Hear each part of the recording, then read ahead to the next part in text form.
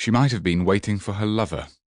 For 3/4 of an hour she had sat on the same high stool, half-turned from the counter, watching the swing door. Behind her, the ham sandwiches were piled under a glass dome, the urns gently steamed.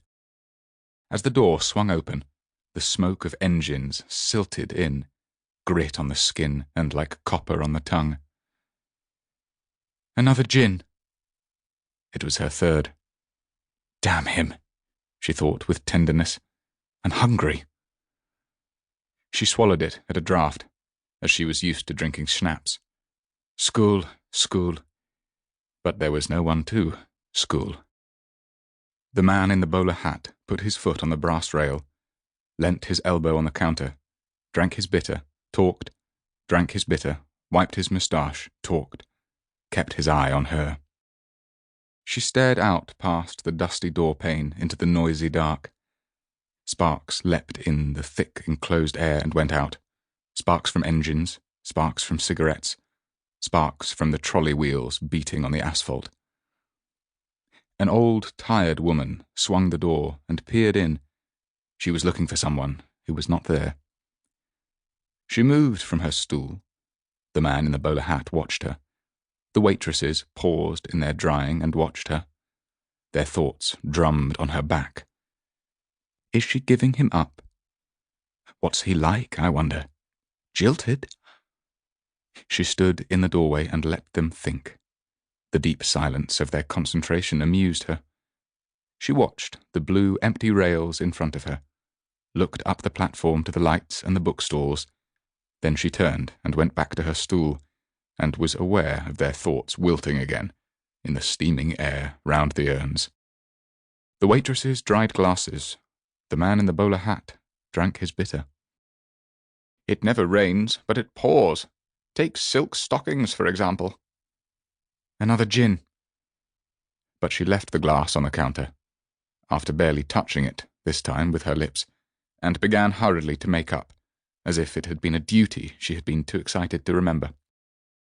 Now, in the deep conviction that he would not come, she had one lonely hour to remember in all the things she had neglected. Mouth, nose, cheeks, eyebrows. Oh, damn, she said. The pencil snapped, and she ground the charcoal end into the floor with her toe.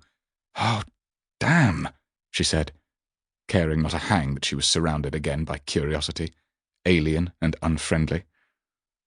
It was as if she had broken a mirror. It was unlucky, it was inefficient.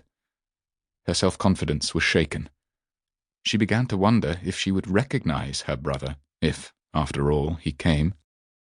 But she knew him at once by the small scar under the left eye, the round face which had always looked as if only that day it had lost its freshness, like a worn child's, the bonhomie which even a stranger would not trust. Kate! He was all contrition. I'm sorry I'm late. It wasn't my fault. The fact is... And at once he became sullen, prepared not to be believed. And why, she thought, as she kissed him and touched his back to assure herself that he was there, that he had really come, that they were together. Should anyone believe him? He can't open his mouth without lying. Have this gin. She watched him drink it slowly, and was aware how her own brain recorded unerringly his anxiety. You haven't changed.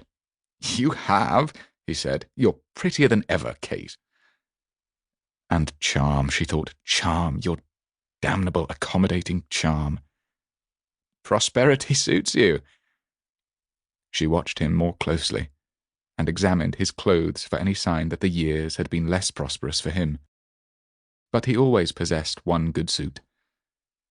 Tall and broad and thin and a little worn, with the scar under his lower lid, he was the mark of every waitress in the room.